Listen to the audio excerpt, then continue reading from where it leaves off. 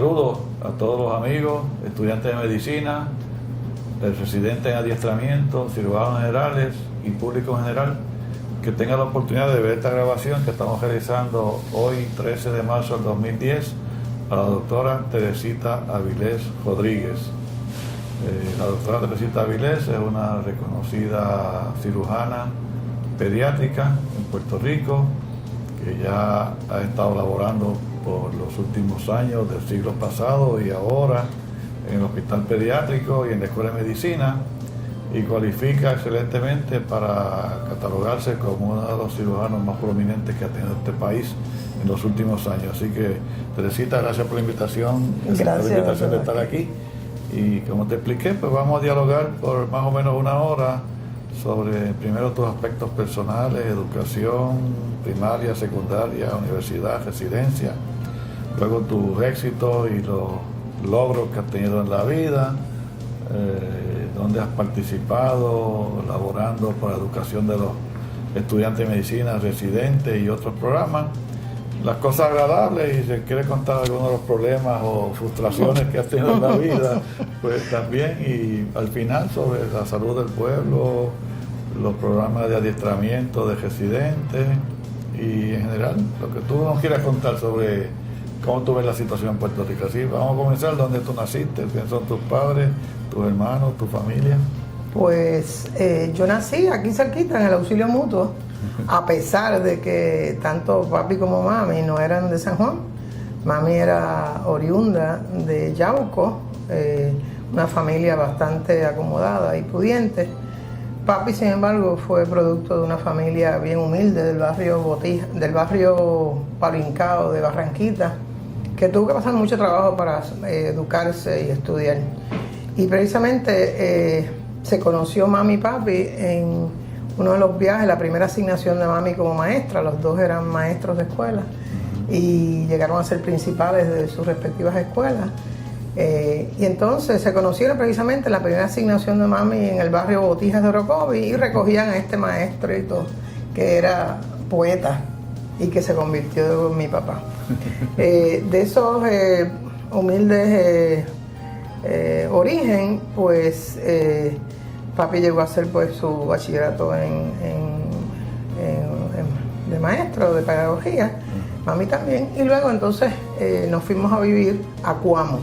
O sea que de Autorrey acá, pues en Cuamo fue que yo me crié, y verdaderamente yo me considero cuameña en todos los aspectos, porque estudié mi escuela elemental allí, en el colegio Balvanera, que era de monjas en esa época, actualmente es de laico, y me dieron una educación sólida, tanto en los aspectos de enseñanza y básicos, como en los aspectos espirituales y de los valores. Claro, los valores también los adquirí, como dicen seguramente, los mamamos en la casa de mi mamá y de mi papá, los dos sumamente responsables y comprometidos con su trabajo, con la enseñanza de los niños y con la patria.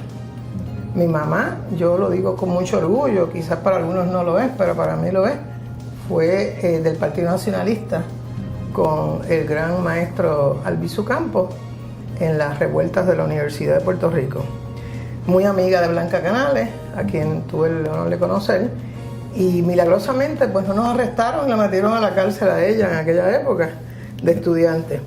Luego se fue a ser monja, y entonces después se salió de monja por necesidad económica de la familia, que había cambiado su condición, y luego entonces creó esta familia. En Cuamo terminé la escuela superior en el colegio de Balvanera, y desde mis primeros recuerdos como estudiante, me gustaba mucho la ciencia y las matemáticas, decidí que iba a ser médico, cosa que a mami no le gustó mucho porque entendía que los médicos pierden la fe en el proceso de educación y luego son incrédulos y un poco cínicos, lo cual quizás no está muy lejos de la verdad. Pero yo estaba convencida, al punto que le hizo que su orientadora en la escuela superior que ella dirigía, Florencio Santiago en Cuamo, me diera unos exámenes de aptitud para ver en qué otras cosas yo era buena. Entonces, el examen reveló pues que podía hacer lo que yo quisiera. Tenía aptitud para muchas cosas, y entonces pues como que pues me dejó un poquito de presionar.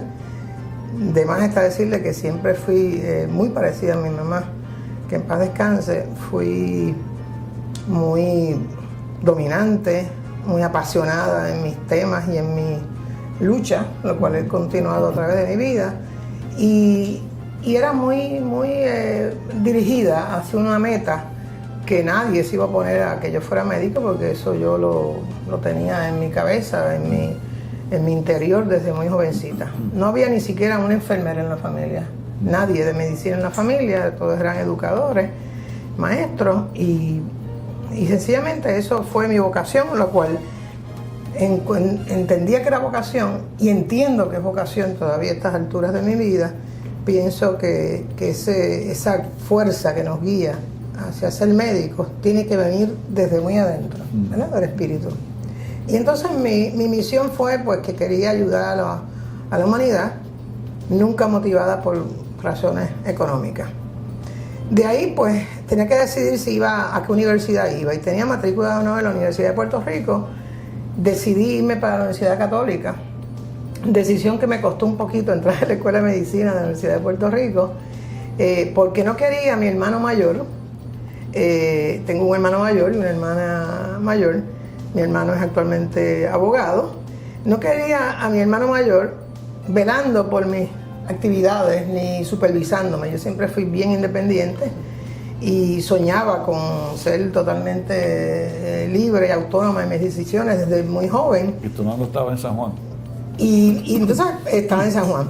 Ya por esa época, cuando yo termino la escuela superior en Cuamo, ya mami, con una visión que tenía también mami del futuro, que yo siempre reconocí, que papi no tenía. Papi tenía más ternura y más poesía y mucho amor. Pero mami tenía mucha visión. Y mami en esa visión decidió que iba a construir una casa donde está la casa de nosotros, de papi y mami, en unos terrenos que tenía unas amistades de ellos de la universidad, que se llama actualmente la Organización García, que es una montaña que se regaron en medias cuerdas, y papi y mami compraron esa media cuerda, mami más que papi, porque papi pensaba que ¿por qué irnos de Cuamo? Y mami, mirando al futuro, a mi carrera, a la de mis hermanos, pues decidió que era hora ya de salir del pueblo de Cuamo. A lo cual amamos mucho, pero tuvimos entonces ese viaje para San Juan, con mucho llanto y con los perros y todo, y en una línea de carro, ya que no teníamos carro ni guiaba a nadie en casa. No había necesidad en un pueblo como Cuamo, que todo se llegaba a pie. Y llegamos a San Juan, y entonces en San Juan se fue construyendo esa casa con la supervisión de mi tío. Y esa casa es una casa que actualmente la tenemos la sucesión de mis hermanos y yo, y que yo tengo hace varios años la intención de comprar, y por una razón o por otra pues no se ha concretado eso. Pero soy la custodia de esa propiedad ahora mismo. ¿Dónde está? Está en la organización García Milavil. García, nuestra casa es la última, y luego se construyó Milavil. Yo vi construir Milavil. Antes, cuando nos mudamos a esa casa, yo paseaba por toda esa finca que había donde está Milavil con mis perros, porque yo todavía era una chamaquita, adolescente, y por ahí paseaba y por toda esa área. Y después luego vi construir la urbanización y vi cómo pues subía de valor también la propiedad, con la diferencia que las casas de Milavil pues tienen un terrenito, pero la de mami y papi pues son un media cuerda hacia atrás, para hacer lo que uno quiera hacer, y que nunca se hizo mucho allí. Está bastante verde, bastante agreste todavía, que lo hace todavía más atractivo para mí. Luego entonces ya mi hermano en la universidad y mi hermana en Las Madres, que estudió arte, era pintora, mi hermano abogado y también pianista, pues yo me quedé en la Católica, hice ciencia. Y al momento de solicitar la Escuela de Medicina, pues me dio un poco de trabajo porque no venía de la Meca, que era la Universidad de Puerto Rico. Así que tuve que, ese primer año que solicité, fue interesante porque pues, mis amigos, todos, mis exámenes pasaban por todos ellos, durante un examen, mi examen corría por todos ellos para que revisar las contestaciones. Sin embargo, pues no tuve buenas notas en una parte de biología y me dijeron pues que esperara un año o que decidí hacer otra cosa. Tuve alternativa de hacer un bachillerato en química, lo cual decidí que no, que yo lo que quería era medicina, que estaba bien clara. Y la doctora esposa de Marino Blasini, a quien yo luego admiré mucho, Gladys Torres, que era de bioquímica, fue una de las que me entrevistó.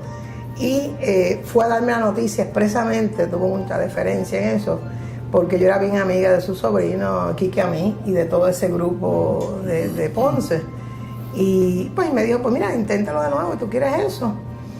Luego intento de nuevo y en esa entrevista, interesante porque trataron de convencerme en esa entrevista de que por qué no me casaba y me iba a tener hijos y por qué iba a estudiar medicina. Inclusive uno de los entrevistadores, ahora con los conocimientos que yo tengo, lo hubiera podido poner una querella de hostigamiento y discrimen, porque me dijo que esa posición le costaba, esa época risible, $44,000 al Estado, esos 4 años de mis estudios, y que yo podía, el yo ocuparla ahí, si después me iba a casar y tener hijos, pues le quitaba la oportunidad a un varón de ocupar esa puesta y de estudiar medicina.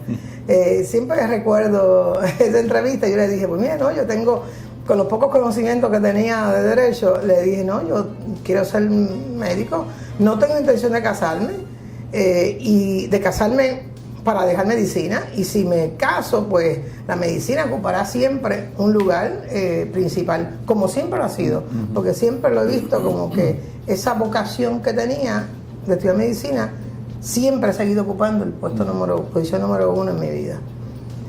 Así que esa segunda vez que solicité ya tenía más estudios, que solamente había tenido una clase de biología, todo lo que me gustaba era química y matemáticas, así que me preparé mejor y entré a la escuela de medicina. E interesantemente, en ese primer año repitieron 2 compañeros míos que lo habían aceptado en vez de a mí y tuvieron que repetir el verano. Yo nunca tuve que repetir ninguna clase en la escuela de medicina y terminé con buen promedio. Interesantemente, en segundo año ya había que estar pensando en qué uno iba a hacer. Ahora no, ahora lo van pensando desde antes. Pero en segundo año de medicina, pues, que yo pensaba hacer, todavía pues no tenía mis preferencias. Recuerdo como ahora que hubo una conferencia que asistí en segundo año de 2 cirujanos que no me dieron buena impresión. Los encontré cínicos, entonces me acordé de mi mamá. Los encontré cínicos, los encontré extremadamente insensibles al dolor, contando cosas de los pacientes y relatando las historias. Y dije, pues yo no quiero ser cirujana. Yo no quiero ser cirujana porque si ser cirujana es ser como estos 2 cirujanos que nos trajeron a esa conferencia, lo cual voy a reservarme el nombre, yo no quiero ser así. Yo quiero entregarme a los pacientes, a aliviarles el dolor humano. Ahora pienso también en el dolor espiritual. Entonces, entro en tercer año y como si fuera, pues, eso estaba planeado por Dios, obviamente, empiezo en cirugía. Y yo digo, pero ¿cómo va a ser que a mí no me gusta cirugía y que empiece en cirugía? Y yo no creo que suerte, con el plan divino que había de que yo iba a conocer a 2 cirujanos que hicieron marca en mi vida. Uno de ellos, el doctor Víctor Gutiérrez, que era el jefe del departamento y que me enseñó que no había que ser cínico ni insensible para practicar medicina y para ser cirujano. Y al doctor Vázquez Quintana, que también me dieron ejemplo y no es porque esté aquí con él, ni es porque me haya invitado a esta conferencia, sino porque verdaderamente marcaron unas diferencias de que no tenía que ver con cirugía tenía que ver con la visión de la medicina y con el compromiso con los pacientes y con el dolor humano. Así que dije, pues mira, a mí siempre me había gustado montar carritos y montar cosas y los experimentos de los sapitos en la escuela superior y pensaba que cirugía me gustaba porque, pues por las mismas características que yo tenía, era brava, dicho por todo el mundo, era intensa, era apasionada, disciplinada, no me importaban las horas largas que había en cirugía y no sabía si iba a tener la destreza en mis manos para hacer eso, pero entendía que eso era entrenable. Pero que lo más importante, yo creía que sí, que podía hacerlo. Y entonces empezó a gustarme cirugía y cambió mi visión totalmente en ese tercer año de medicina, al punto que desde esa rotación, que antes eran más semanas que ahora, pues yo decidí que iba a hacer cirugía. Inclusive cuando me preguntaban, pero ¿por qué no obstetricia ginecología, que es un poquito menos intenso para las mujeres y puedes tener una vida normal o más menos fuerte en las guardias y en la estructura de la residencia? Y yo decía, no, pues es que es un aspecto poco lo que bregan de cirugía los obstetras, es la parte de ginecología, y eso lo pueden hacer otras personas, pero yo necesito algo que necesito un reto, porque yo siempre quería retos. Y entonces, pues, ese verano trabajé con el doctor Ribe Mora, lo cual acabó de convencerme que eso era lo mío, porque entonces empecé ya en tempranito, en ese verano, antes de entrar en cuarto año, empecé como si fuera un internado junior, lo que decían, en cirugía, y pues me fascinó. Ya me había picado, eso que yo le digo a las muchachas estudiantes de medicina algunas veces, que después que te pica ese mosquito de la cirugía, esa pasión con lo que hay que practicar la cirugía, pues ya no hay más para atrás, ya no hay retorno. Y ahí pues decidí que no había retorno y solicité a cirugía. ¿Qué le cuento? En esa época, los residentes de quinto y cuarto año de la residencia de cirugía, hubo unos problemas que ustedes lo conocen mucho mejor que yo y recordarlo mejor, pero yo como estudiante, desde el punto de vista mío, me di cuenta que esos residentes no eran los que yo quería que me enseñaran cirugía. Y también me di cuenta que el sistema jerárquico de cirugía no es que yo iba a estar todo el tiempo pegada al attending como había estado en mi junior attending, sino que en mi junior internship, sino que iba a estar con residentes de quinto y cuarto año y tercero enseñándome. Y eso es la jerarquía actualmente. Así que mientras mejores fueran esos residentes, mejor era mi entrenamiento. Así que decidí que yo quería tener unos mejores residentes de los que había en ese momento del programa. Además que siempre he pensado que hay que cortar no se dice como se dice en español, el inbreeding, el quedarse en el mismo sitio, que le enseñan a las mismas personas, pues los conocimientos están limitados a lo que te enseñan las mismas personas. Y pensé que quería volar a otro sitio, y siempre con esta idea que la grama es más verde al otro lado de la verja, pues me fui con esa ilusión a hacer mi internado en la Universidad de Florida, en el hospital Jackson Memorial en Miami. Ese internado fue terriblemente intenso. Si yo quería intensidad y quería reto, pues eso fue un reto grande, porque era un día de guardia, un día sí, un día no. Sí. No había para nada. Empezaba el día a las 5 de la mañana sacando muestras de sangre, porque las enfermeras no sacaban muestras de sangre en esa época. Yo había aprendido a sacar acá con las enfermeras. Les enseñé a las enfermeras a poner líneas, porque ya yo tenía esas destrezas adquiridas, y a mis compañeros también. Y entonces seguí el día hasta las 6 de la tarde o más, que se terminaban las visitas, y si estaba de huelga pues salía al otro día a las 6 o 7 de la noche. Eso de 80 horas y eso de que a las 12 me voy, o que si trabajo 24 horas me tengo que ir a dormir por lo menos 10. Un día libre esta semana. Un día libre a la semana obligatoriamente. Eso como que jamás y nunca yo lo oí, ni lo viví, menos todavía vivirlo. Así que ese internado fue fuerte, pero aprendí muchísimo. Me fascinó. Y entonces, cuando llegaban a esa cotación, los residentes, igual que acá, cuando empezaban con Márquez, se enfermaban, se daban de baja, ellos morían. Y a mí pues me gustó, y entonces el residente que iba, no vino a la votación, y el doctor Robert Cepa, que era el jefe de esa residencia, muy amigo de usted, de usted y de doctor Gutiérrez, pues me asignó un mes adicional. Y yo dije, wow, con lo intenso que habían sido esos dos. Después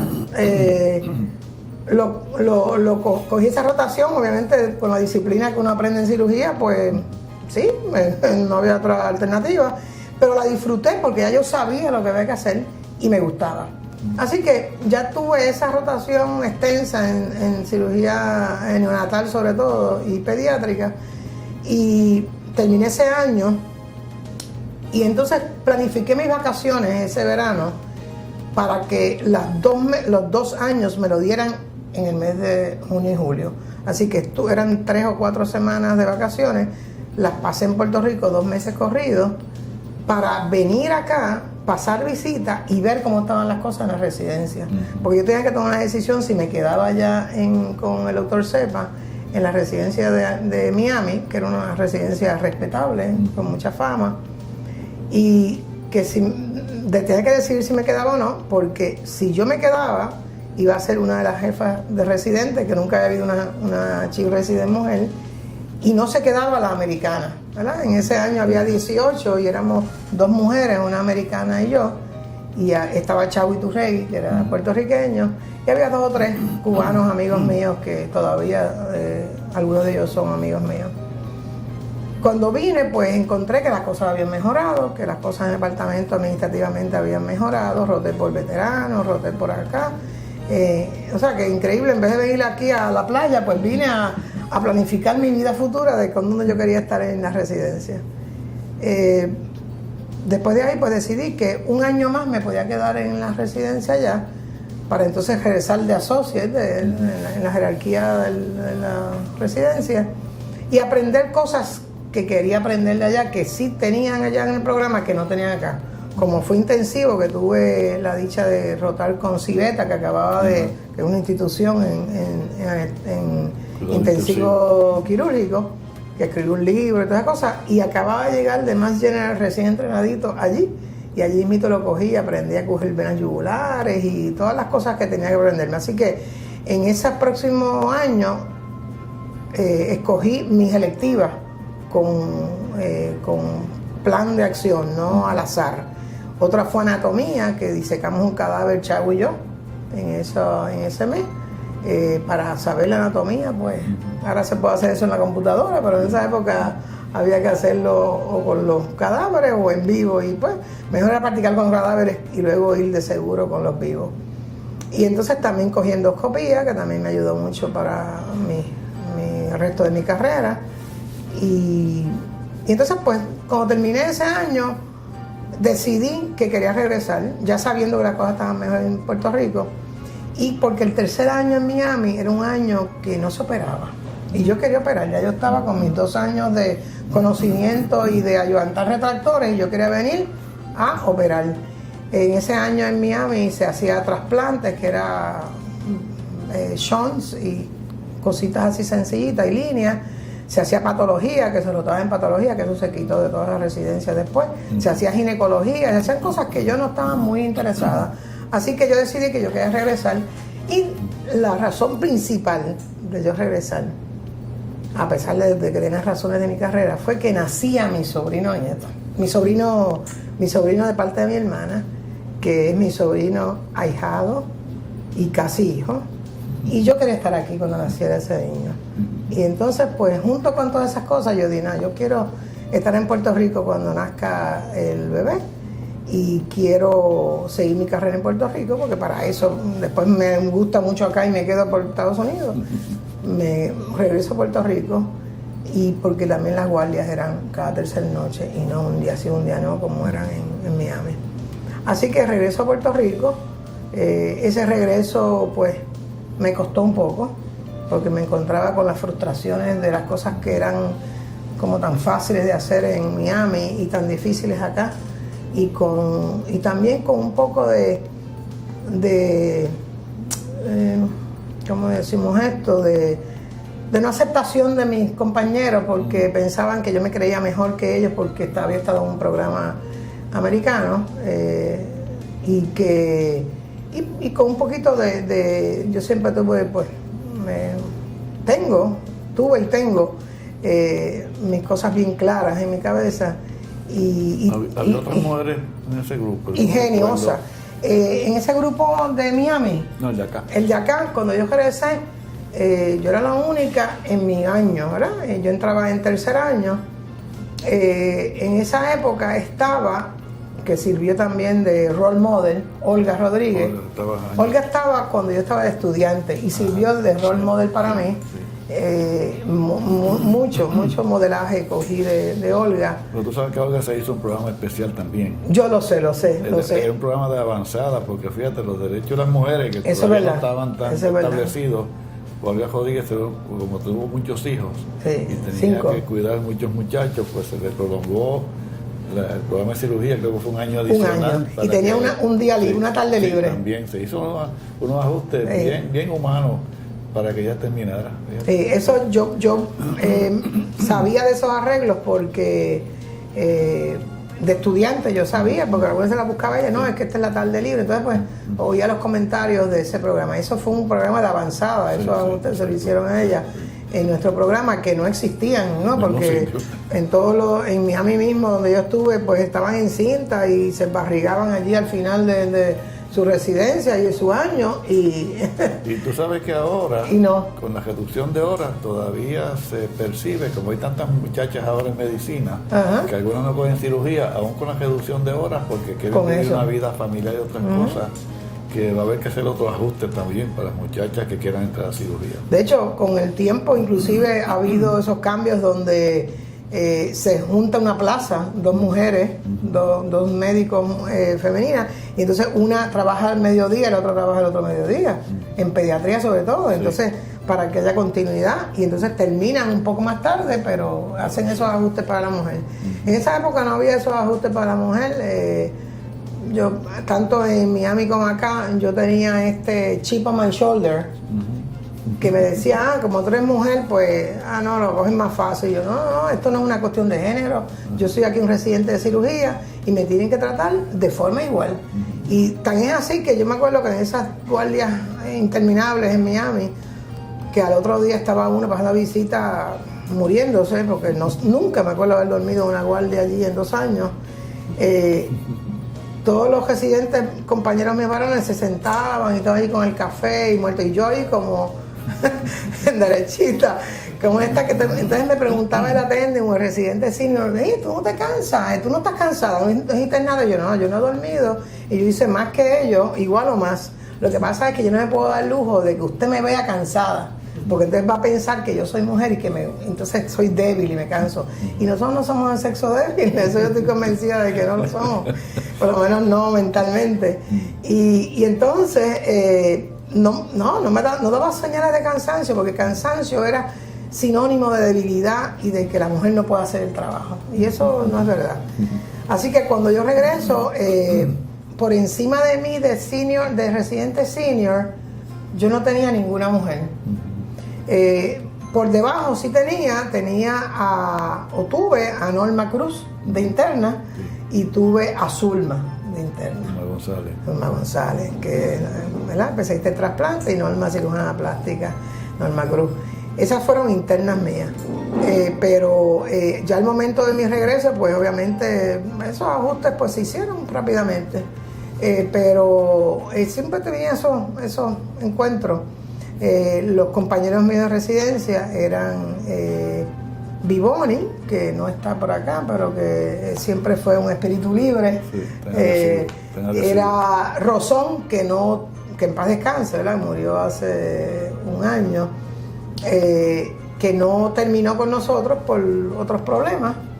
Estaba Berti Suárez, que es cirujano bariátrico y de quemadura en general, y el doctor Lojo, que es el jefe del departamento de cirugía, y desarrollamos una amistad muy, muy estrecha todos los de ese año. Y en esos momentos nunca me sentí discriminada en ese grupo de compañeros del mismo año, ni de diferentes años, en verdad que éramos compañeros de trabajo. Y en todo caso, pues cuando íbamos a convenciones o cosas así, me acuerdo una que fuimos en Chicago, Lojo y yo, pues me protegían. O sea que en verdad, pues eso fue, no sentí ese discrimen, que sí sentí en Miami, al ser pues mujer latina, en una residencia que ninguno había tenido una senior mujer, y que éramos solamente 2 internas y una americana y yo. Pero acá no sentí eso entre las residencias. Luego completé mi residencia. Es importante mencionar que en la residencia, cuando regreso, pues pasa lo mismo que me había pasado con Monroe. Me tocó rotar con Dr. Márquez en cirugía pediátrica, que ya me gustaba, y la rotación con Márquez era súper intensa, quizás peor que la de Monroe, porque estaba combinado cardiovascular pediátrico con cirugía pediátrica general. Y no era un día sí, un día no de guardia, era todos los días de guardia, porque ¿quién no le respondía a Dr. Márquez cuando Márquez llamaba? O sea, eso yo lo aprendí desde que era estudiante, y Márquez sigue siendo mi jefe, y sigue siendo también uno de los bien exigente modelos que he utilizado en algunas cosas, y es muy exigente, sí. Y entonces, pues, eso de no estar, que me llamara y que yo estaba libre y que yo no supiera de pacientes, como me pasa a mí con los residentes actualmente, eso no existía, ni pudo haber existido en mi cabeza. Que me llamara a mí un facultativo, un attending de cirugía, y que yo le dijera, no, pues fíjate, yo estoy aquí en una exposición, o estoy comiendo fuera, y en verdad que hoy es mi día libre y yo no sé de los pacientes. Eso yo me río ahora, me río hasta con no sé, me río, pero al mismo tiempo me sorprende, porque es como que le estamos enseñando que en un momento dado podemos dejar de ser responsables del cuidado de los pacientes que tenemos a cargo. Y entonces, que eso ha cambiado obviamente esa mentalidad. Pues con Márquez supuestamente iba a estar 3 meses y me quedé 6. O sea, yo hice una mini rotación de cirugía pediátrica con Márquez, lo cual ya me gustaba y me fascinó. De ahí en adelante, pues definitivamente quería hacer cirugía pediátrica, porque todo el mundo se zurraba cuando llegaba a donde Márquez. Y yo me acuerdo que como para mi cumpleaños, en noviembre de ese año 74, que fue que yo regresé, yo le pregunto a Dr. Márquez si podía cogerme ese fin de semana libre después de 3 meses de trabajo, porque pues era mi cumpleaños y quería ver la isla, que he estado muchos años fuera. Y entonces en la contestación siempre la recuerdo, que me dijo, gracias a Dios que te pude romper, porque yo pensaba que tú nunca ibas a quejarte y que tú nunca ibas a pedir, como que decimos, cacao, que tú nunca ibas a desear estar unos días libres. Y yo, doctor, si me llegó a entregar eso, lo pido antes, pero pues de esa chip on the shoulder de que no podía ser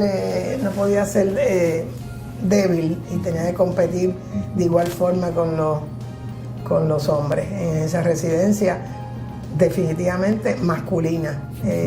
Yo entiendo que Olga fue una pionera en eso, después Anita Rivera, y después yo fuimos pioneras en romper esos esquemas de que la cirugía era nada más que para hombres y que no podía ser practicada por la mujer porque no podías tener otra vida. En verdad que en esa parte no podía tener otra vida, no es mucha mentira, ¿verdad? Yo entiendo que es difícil tener otra vida con la cirugía, y sobre todo con cirugía, especialidades intensas como es la cirugía de trauma y cirugía pediátrica y cardiovascular también. Entonces, al final de ese año, pues terminé ahí, pedí hacer investigación, hice 6 meses de investigación con el doctor Santiago del Pin, a quien también considero uno de mis cirujanos de modelo. Aprendí muchas cosas de él, sobre todo yo me gustaba siempre hacer heridas pequeñitas, y él venía y me las abría completas, y me decía, cirujano grande, tajo grande. No, el tiempo me ha dado la razón a mí, que ahora hacemos cirugía con más chiquitas los tajitos que podemos, con cirugía mínimamente invasiva. Pero siempre y admiraba mucho que el doctor Santiago Alpín fue el único facultativo que yo tuve supervisándome, que se tomaba la molestia, y todavía creo que lo hace, de al final de nuestra relación quirúrgica, de nuestra intervención quirúrgica juntos en sala, me enviaba un critique, una hoja con las cosas que había hecho bien, con las cosas que había hecho mal, con las cosas que podía mejorar. Y eso es algo que se ha perdido también en nuestro rol de tutoría y de educación de los residentes, de que no les gusta que uno le diga que las cosas las hace mal, quizás es de la forma que se lo decimos, pero que la intención es que aprendas de esa experiencia y de que puedas mejorar. Y eso era la única persona que se tomaba esa molestia con los residentes, lo cual se lo agradezco ahora y siempre se lo he agradecido. Luego de ese año, pues tuvimos cambio de jefe, ¿verdad? Tuvimos cambio de jefe, ahí entró el doctor Blanco a dirigir el departamento y el doctor, y hubo ahí pues tomarle el pulso a los residentes de a quién queríamos de jefe en ese momento. Estaban los que eran bien leales a Márquez y estábamos los que, a pesar de admirar a Márquez como lo admiramos y éramos leales a él, no creíamos que le debíamos castigar con algo administrativo, porque nunca le ha gustado tomar que las cosas administrativas. Y yo, que le he ayudado a través de los años con la sección del servicio de cirugía pediátrica, pues conozco que esa no es su fuerte. Entonces vino el doctor Blanco, se cambiaron un poco las cosas, y terminé la residencia con el doctor Blanco. También tuvimos un personaje que regresó en ese momento, que fue el doctor Rosselló. Y cuando el doctor Rosselló regresó, ya yo teniendo mis inclinaciones por cirugía pediátrica, yo estaba bien ilusionada, porque yo pensaba que iba a sacarle la mayor parte de los conocimientos y experiencia quirúrgica que pudiera con esa rotación. Cuando él regresó, venía de nada menos que de la meca de cirugía pediátrica, Boston, así que eso era lo máximo. Pues fue mucha desilusión porque regresó, pero con muy poco tiempo en el hospital, y tenía 2 oficinas privadas, y pues no encontré que pudiera sacarle provecho a eso, además de que tuvieron sus problemas el doctor Márquez y él, y entonces algunas veces tenemos que escoger entre no ofender al doctor Márquez, llamándolo a él o consultándolo a él, y en verdad pues no me beneficié de eso. Y ya pues yo estaba bastante adelantada en 4º año, ya no rotaba más por cirugía pediátrica en senior, como senior, así que no pude sacar el provecho que a mí me hubiera gustado sacar, porque no hay duda de que estaba altamente entrenado. Eso era el 76, ¿no? Eso fue el 76. Yo termino en el 77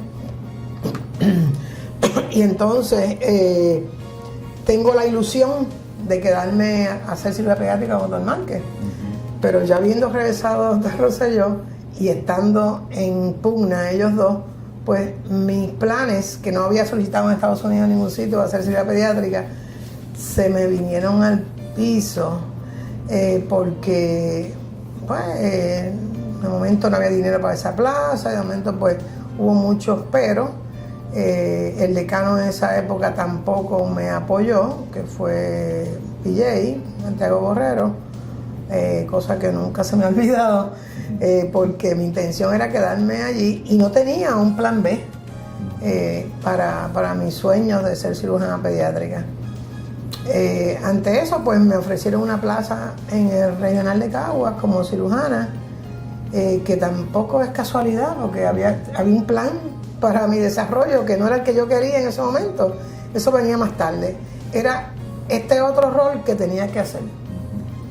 Y cuando llego allí, pues hay una residencia acreditada en cirugía en el regional de Caguas. Pero había comenzado Serra. No, la había comenzado Serra y estaba el doctor Fernando Santiago en ese momento de jefe, cirujano torácico y general. No andaba bien esa residencia. En 1977, cuando terminó la residencia en cirugía general, pues no teniendo para dónde ir, me fui para el regional de Caguas y allí pues empiezo a trabajar con el doctor Fernando Santiago en la residencia. En ese momento había residentes como dos por nivel. Residentes que no eran los más excelentes del mundo, eran residentes que habían estudiado en escuelas extranjeras. Yo que vengo de esta mentalidad que la única escuela era la Universidad de Puerto Rico, se habían entrenado, los habían descartado o los habían, en el proceso de selección habían salido de otros programas acreditados. Para aquella época estaba acreditado municipal, universitario, Ponce y entonces Caguas, llevaba unos años acreditada. Y había mucha desorganización y mucho servicio, mucha cirugía de trauma y de cirugía general, pero poca enseñanza. Yo llegué y el doctor Santiago me nombró pues la directora del programa de entrenamiento, que no había mucho más nadie o sea, no fue que yo fuera el mejor decisión, era que no había más nadie y yo llegué acabadita de entrenar. Todavía no tenía los boards y ese año pues empecé a estudiar para los boards, así que mayormente pues empecé a tratar de organizar un poco la residencia, que estaba un poco así suelta, y a establecer los movimientos de disciplina jerárquicos y de enseñanza y los rounds y todas las cosas. Empecé a programar conferencias, pues tenía todo esto bien fresquecito, más estaba estudiando para los boards. También empecé por mi iniciativa un servicio de cirugía pediátrica, porque eso es lo que a mí me gustaba y yo tenía ya pues casi un año de entrenamiento en cirugía pediátrica. Quizás no tenía la experiencia para hacer cosas bien complicadas, ¿verdad? Como las que hago ahora, pero sí podía hacer un montón de cosas y organicé ese servicio con un residente que rotaba entonces conmigo. Y de esa forma empezamos ese servicio en el regional de Caguas a darle servicio al intensivo de pediatría, que tenemos un buen intensivo y teníamos una unidad neonatal muy buena, mejor quizás que la que tenemos ahora, la que tienen ahora. Y entonces aprobó los boards de cirugía general en ese año, en el 77, los cogí, 77 o 78. Bueno, el escrito es 77 y los orales en el 78, que había que estar unos cuantos meses esperando, ya aquí en Estados Unidos, todas esas cositas. En ese año que yo estuve en el regional de Caguas, el doctor Santiago decide irse para Estados Unidos y renuncia al Hospital Regional de Caguas. Está la doctora, a quien yo admiré mucho y trabajé mano a mano con ella, la doctora Puruca, Feliciano, la doctora Carmen Feliciano de Melesio, pues era la directora de pediatría y luego fue la directora del hospital. Tenía como 5 sombreros y trabajamos mano a mano en muchas cosas.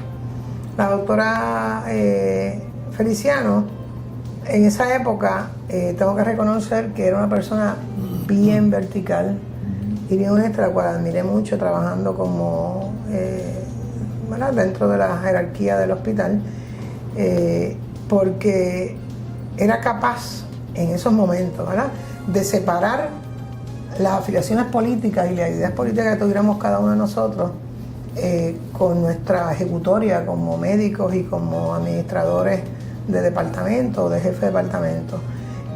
Me acuerdo que ella la acusara en un momento dado de que se había rodeado de independentistas en ese hospital, porque solamente el jefe de obstetricia y ginecología era de otro partido. Y ella le contestó que ella ahí eso no era un puesto político, que eso era para quien mejor hacía esas cosas y que nunca preguntaba cuál era la afiliación política para esos nombres. Ojalá y se imitara un poquito más eso, ¿verdad?, en nuestra vida actual.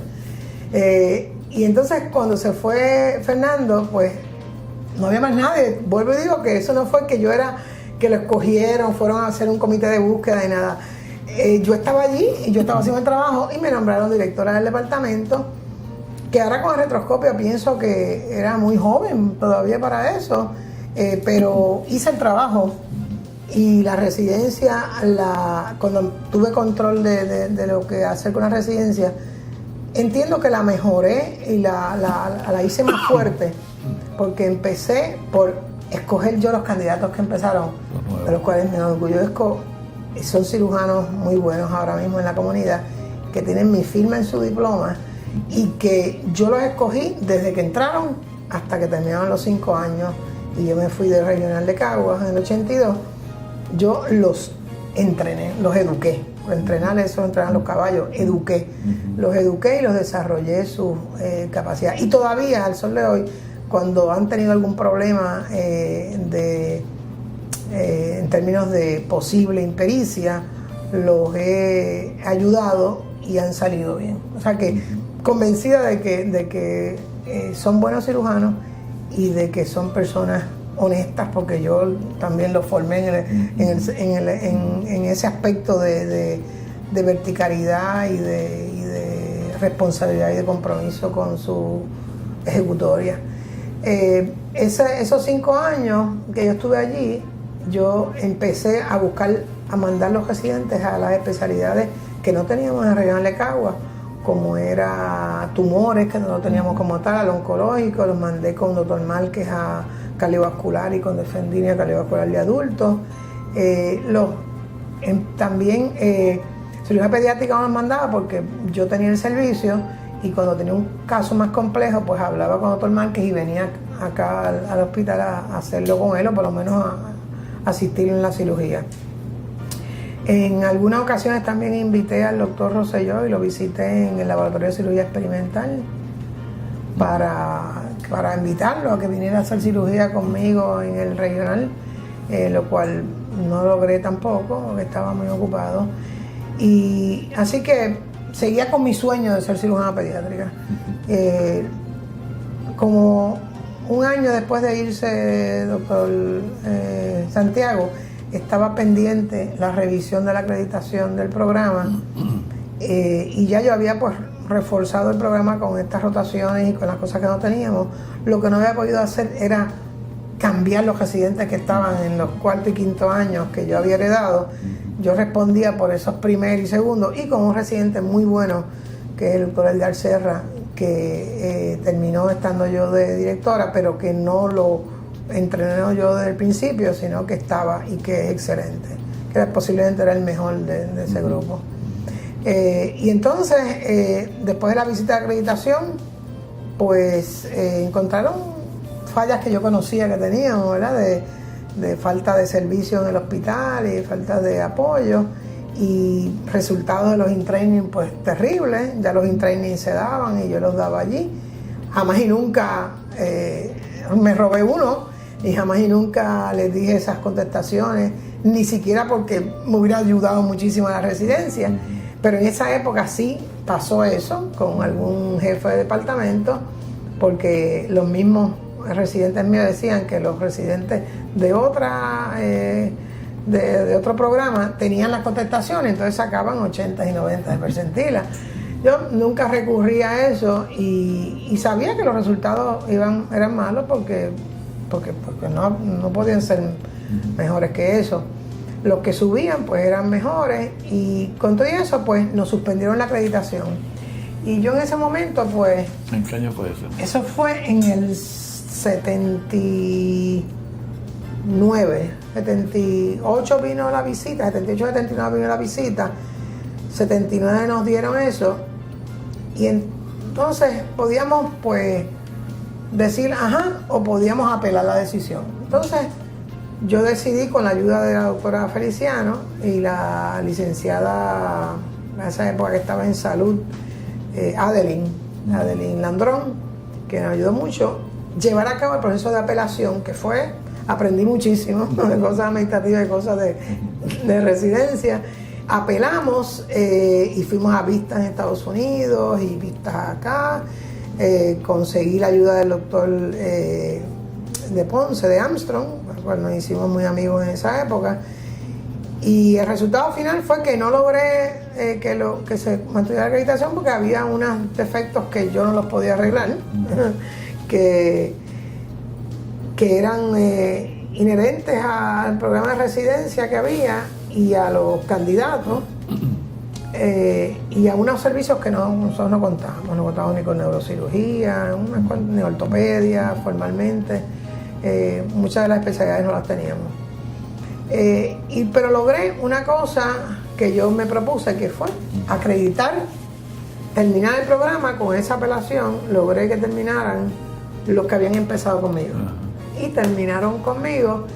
Y en ese momento pues me fui a hacer cirugía pediátrica en Estados Unidos, que ya había empezado a buscar dónde irme y apareció dónde irme, y me fui entonces a Nueva York, a Stony Brook, a hacer cirugía pediátrica de 1 año con el doctor Privy, y pues empecé quizás a pulir algunas de las cosas que ya yo sabía, a aprender algunas otras, y regresé, ya usted siendo jefe de departamento, en el 84, regreso a Puerto Rico como catedrática asistente en ese momento. Yo había estado de catedrática asistente en el programa en Caguas, cuando Caguas era uno de los consorcios de la Escuela de Medicina. Ahí jotaban los estudiantes y en ese momento estaba de catedrática asistente. Y luego estuve unos años acá en el hospital pediátrico. Ya cuando regreso está el hospital pediátrico, y Márquez no estaba. Fue la época que el doctor Márquez se fue, con las diferencias con el doctor Rosselló, y empiezo entonces a escuchar ambas historias. De hecho, antes de regresar a Puerto Rico, yo conozco todo lo que estaba pasando en Puerto Rico, porque me encuentro con la convención de APSA de cirugía pediátrica en mayo. Oigo la versión del doctor Rosselló y oigo la versión del doctor Márquez de los mismos eventos. Llegué a mis propias conclusiones a pasar el tiempo, pero hubo una frase que fue bien interesante que me dijo en ese cóctel el doctor Rosselló. Me dijo, te están esperando. Y yo después me di cuenta por qué. Me están esperando para hacer todo el trabajo, porque no había nadie que lo hiciera. Y yo le digo, sí, que sé, ok, ¿y cómo están las cosas? Y dice, pues ahora yo tengo una visión más amplia del mundo. Yo, naïf totalmente, pensaba que era que se había comprado unas lupas más grandes, con un campo de visión más grande y con más lujo, algo bien tonta. Y después me di cuenta que es que estaba ya en otra mentalidad de un foco más amplio, como era en la política, y entonces que sí, hacía falta yo viniera porque ya fue la época que él empezó a correr para diferentes posiciones políticas, y entonces yo estaba haciendo el trabajo. Y de ahí adelante pues no han cambiado mucho las cosas en cuanto al trabajo, porque sigo haciendo mucho trabajo. Usted estaba de jefe y luego no estuve de acuerdo cuando usted lo separaron de la jefatura. Encontré que había sido bien abusivo. Para esa época pues no tenía permanencia, pero me expresé igual de que no encontraba que no había sido justo. Y todavía al sol de hoy pienso que la facultad debió haber luchado por retenerlo como jefe y no porque esté aquí con usted. Eso lo he dicho en diferentes foros. De ahí tuvimos al doctor Santiago del Pin, que regresó, estuvo muy poco tiempo con nosotros, y después empezó mi compañero doctor Lojo. Durante esa época pues yo pasé de catedrática asociada y luego a catedrática completa, y con la permanencia que le daba a uno en la cuenta famosa 281, que ya se eliminó, y que gracias a Dios pues por fin pasé a la permanente que gozaba Rosselló, aún estando en el poder de gobernador por 8 años. Esa plaza era Intocable 100 y por fin pues pasé esa cuenta Intocable 100 para que tener permanencia en el sistema universitario. En ese momento de elegir el jefe de departamento de cirugía, pues yo tuve algo de opinión, tuve oportunidad de influir en esa decisión, porque la decana de la escuela era mi amiga, la doctora Nilda Candelario,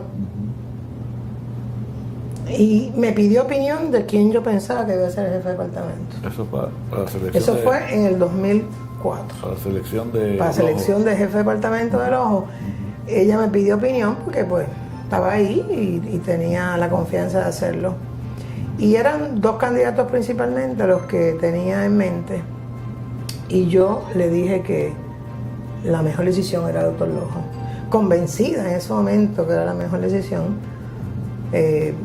Compañero de clase que era de nosotros, que éramos todos de la misma clase, Berti, Lojo, Nilda y yo. Y pensando que tenía la capacidad y lo que se necesitaba para ser el director. Y eso lo creí profundamente en ese momento y lo seguí creyendo por muchos años. En estos momentos históricos, pues creo que es momento ya de irse, porque lleva mucho tiempo en el poder y ha desarrollado en los últimos años, por razones desconocidas, un patrón de persecución y de no tolerancia a la disidencia. Todos los que disentimos, que obviamente yo dirijo ese combo, pues hemos sido marginados en el departamento y nos han quitado puestos. En 1998 yo, desde que usted estaba de jefe tanto de cirugía del departamento como del hospital, que después fue Márquez oficialmente, yo estaba directora asociada de facto, aunque no de jure, y después fui nombrada oficialmente por la directora en ese momento, que no me acuerdo el nombre, directora ejecutiva. Fue de las muchas directoras ejecutivas que ha tenido el hospital pediátrico, con cambio de visión y de todo. Y entonces hacía esas funciones hasta que empecé a tener problemas con el doctor Lojo en 1998. O sea que la fecha que le dije del 2004 no fue cierto, fue en 1994 sí, que se nombró al doctor Lojo.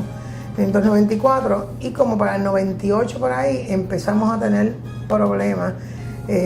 Márquez y yo éramos los asesores. La cirugía más mayorcita éramos los asesores del doctor Lojo. Como para el 98 empezamos a tener problemas. Fue luego después de su cirugía de corazón abierto. No sé si las personas cambian después de la cirugía. Dicen que las células, ¿no? Dicen un estudio que se cambian claro, todas las células. Sí, el cerebro se afecta. Se afecta porque de ahí en adelante empezó a no usar los asesores usuales, a usar más los yes man, que le digo, los que no disienten, así sí, lo que diga el jefe, los que no usan, no razonan para antes de decir que sí o no y si aceptan o no las cosas, que no opinan. Y entonces se me quitó ese puesto de directora asociada para nombrar a otro compañero. Ahí empezamos a dar cantazos y al sol de hoy pues tenemos una muy mala relación. ¿Quién está de jefe de pediatría ahora? El jefe de pediatría pues es interesante, porque a raíz del 1998 y luego cuando ponen al doctor Lugo como jefe asociado, pero le ponen un título distinto, era jefe administrativo, pues como Márquez nunca le gustó hacer cosas administrativas y yo era la que las hacía, entonces con más poder de lo que me habían dado a mí. Ahí empecé a sentir un poco ese discrimen que siempre lo sentí después, no por los residentes, pero sí por la facultad, de que las mujeres pues siempre hemos sido escasas. Ahora mismo somos Zulma, que está en su reinado, cada uno en su reinado aparte. Norma en su reinado que tenía en el laboratorio, ahora está un poco más integrada. Edna se fue, Edna Mora, a hacer investigación, porque acá tampoco la dejaban crecer, y yo. Así que, y de las cuatro, creo que Norma y Cruz y yo somos las más disidentes y las más que verbalizamos nuestra disidencia. Norma de una forma más pacífica, yo un poquito más intensa y agresiva. Para esa época, pues entonces, doctor Lugo, cirujano pediátrico, lo nombran director administrativo y empezamos a tener roce también, el doctor Lugo y yo. Hasta el día de hoy persiste esas diferencias por muchísimas razones que no vamos a entrar en esos detalles. Pero cuando las relaciones estaban malas y yo empecé a conocer los sistemas de derecho administrativo, sin tener conocimientos legales de derecho, empiezo a encontrarme con lo que es el proceso administrativo, de cómo siempre el jefe va a abusar de los subalternos y como usted dice en su columna, los colonizados y el colonizador siempre el sartén por el mango el dueño y los otros tienen que aguantarse. En 98-99, cuando empieza esa guerra con Lojo y yo me siento perseguida, hostigada, maltratada, igual que hoy día, con abuso de poder y decisiones arbitrarias, y comienzo procesos administrativos contra la universidad y contra él para que me quite el guante de la cara, me doy cuenta, uno, de la futilidad de los procesos administrativos. Son costosos para la persona que los comienza, son lentísimos, al punto que cuando se hay una decisión que tomar, se convierte en una decisión que es a plena luz académica, porque ya ha pasado tanto tiempo que ya no importa la decisión ni aunque la gane, son victorias pírricas. Así que en ese momento pues tuve 3 alternativas, doctor. En ese momento me sentí tan, pues dije, pues nada, esto me va a causar, me va a dar desajuste emocional o mental, me retiro, me vuelvo loca, me retiro o hago algo. Entonces en ese momento decidí irme a estudiar Derecho, motivada principalmente por los abusos de los cuales me sentía víctima en el departamento de cirugía que dirigía el doctor Lojo y que dirige, y para aprender a defenderme de esos procesos, conocer la ley para que no seguir siendo víctima de eso y de nadie, porque ya había tenido había sentido el discrimen en la medicina, en la cirugía de la mujer, sobre todo que se expresa y que verbaliza las cosas y que es disidente. Entonces me fui a estudiar Derecho, eso me tomó 5 largos años porque era de noche.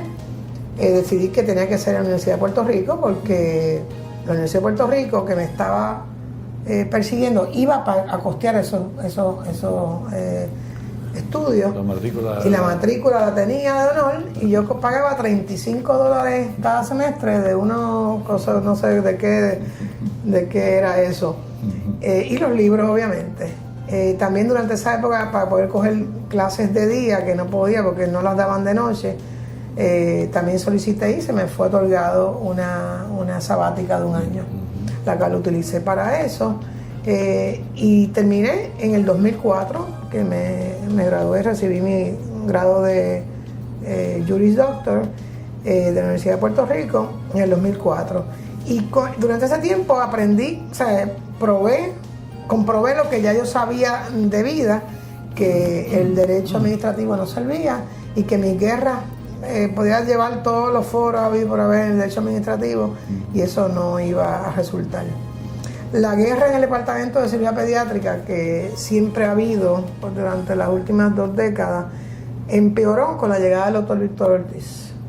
El doctor Víctor Ortiz vino, todavía tenía su nombramiento de honor de catedrático de la escuela, había estado en Mayagüez, había hecho una residencia y luego había estado en San Antonio, y a invitación del doctor Márquez vino al departamento. Eso creó una lucha terrible.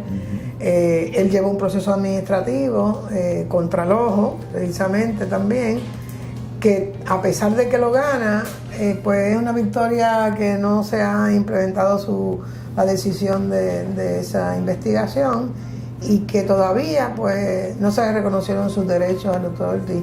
El doctor Ortiz se marchó, o sea, está todavía teniendo las quemaduras del hospital porque no hay quien las atienda, y está en el hospital, en el centro médico, y se fue para el Puerto Rico Children. Sí, pero él me ha dicho que quiere establecer un programa de trauma en pediatría, ¿Está haciendo trauma en pediatría? O una residencia en pediatría quirúrgica. Bueno, esos eran los planes, cuando él todavía no se había ido, los planes que teníamos, inclusive tuvimos la convención de APSA fue en Fajardo este año pasado, 2009, e hicimos contacto con unas personas en Miami, porque no tenemos todas las cosas que tenemos que tener por una residencia de seguridad pediátrica, pero podríamos tener una afiliación con otro de los programas que también están con problemas en Miami y que se podrían fortalecer ambos y hacer una residencia. Esta casuística que nosotros tenemos, y nosotros necesitamos unas cosas más educativas desde el punto de vista de seguridad pediátrica de ellos.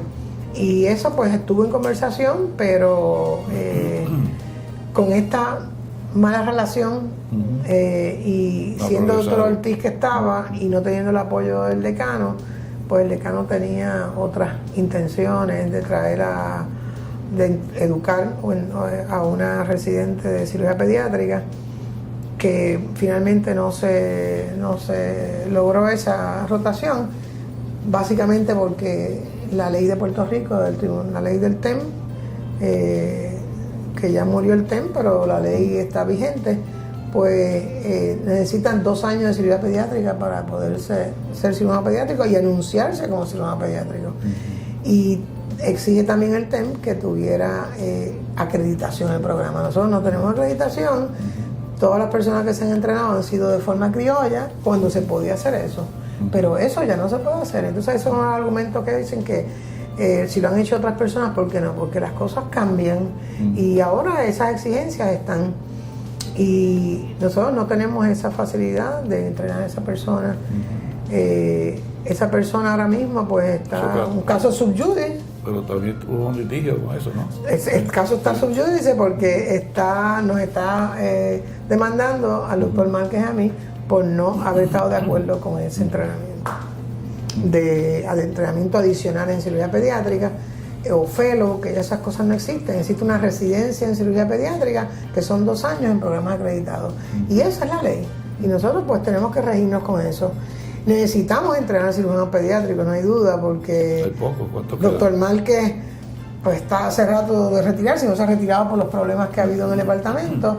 El doctor Ortiz pues tampoco ¿verdad? Es un teenager, tienen sus credenciales los dos con los boards de cirugía pediátrica ambos, y eran las personas ideales para comenzar ese programa de entrenamiento solo o en conjunto con un programa Miami, que sería lo ideal. ¿Y quién más queda de pediátrico? Carmen Ramos. De pediátrico Carmen Ramos, que está contratada por el Hospital de San Jorge. Sí. Calversberg, que hizo un entrenamiento de 1 año, no estaba practicando cirugía, estuvo un tiempo fuera, no sabemos exactamente. El doctor Figueroa, que también tiene los boards de cirugía pediátrica, pero que ha dejado de hacer cirugía pediátrica, se ha dedicado más a acupuntura y a meditación, pues no sabemos. Y Tito Lugo. Y doctor Alberto Lugo. Así que, y el doctor Aurelio II, que nosotros lo entrenamos. Sí, que está aquí. Nosotros lo entrenamos. Y en Ponce, Rivera Pedrogo. O sea que Ponce está algo cubierto. Segundo, en Caguas ahora. Ramos en San Jorge. Para la población de Puerto Rico son muy poquitos. Para la población de Puerto Rico eso es poquitísimo, y yo estoy mirando ya los próximos 3 o 5 años a retirarme. Doctor Márquez hace rato, sí. Y doctor Ortiz pues cree que es eterno, pero no lo es. Vamos a tener una crisis ahí también. Vamos a tener una crisis. Y yo creo que ahora con esta ley de los centros médicos académicos sería una oportunidad excelente para desarrollar residencias, porque parte del problema que hemos tenido en el departamento de cirugía de la Escuela de Medicina es que es el único programa, y con esa excusa de ser el único programa pues no se deja crecer a la gente, y se tiene esta actitud de que tienes que estar ahí, tienes que hacer lo que dice el jefe, porque si no se pone en peligro la acreditación, y eso pues no estamos de acuerdo muchos de nosotros. Muy bien. Teresita, ¿qué tú esperas hacer en los próximos años con tu vida? ¿Qué vas a hacer? Pues, ¿qué yo pienso hacer?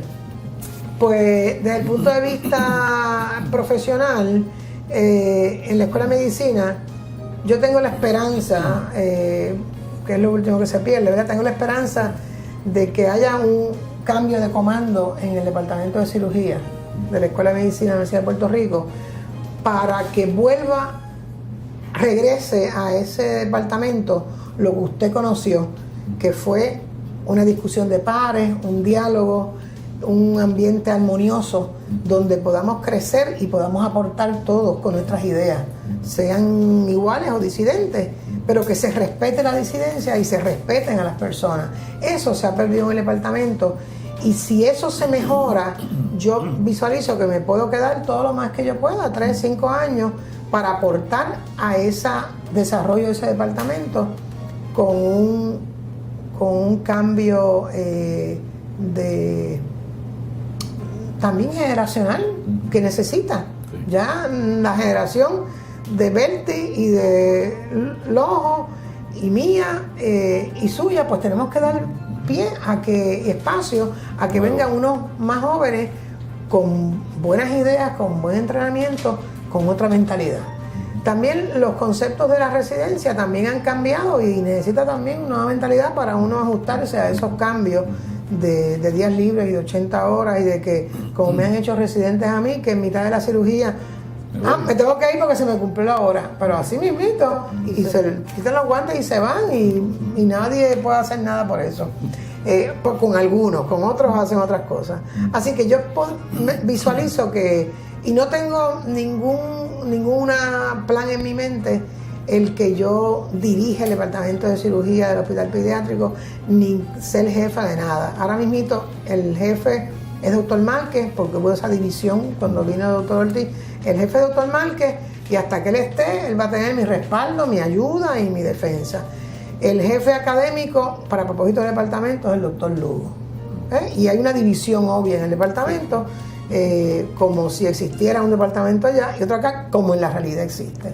Yo espero que eso algún día podamos volver a armonizarlo, a saludarnos como amigos, como colegas, y a darnos la mano con respeto de ambas partes, de cosas en que uno es bueno y otro es bueno en unas cosas y otro es bueno en otras, claro, y complementarnos como debe ser en trabajo en equipo.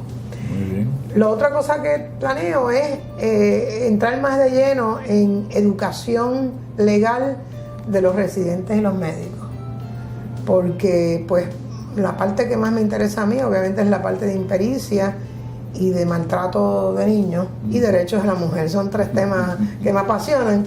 Lo de impericia, pues es vital que se eduque a los residentes desde tempranito a la importancia, a que estamos en eso y que esto no se va a ir mañana, y que tenemos que prepararnos a educarlos en cómo evitar llegar a una reclamación de impericia, a cómo defenderse, a cómo documentar ese expediente, todos esos detallitos que he aprendido, que estoy dispuesta a compartirlo en otro sitio que no sea en el tribunal.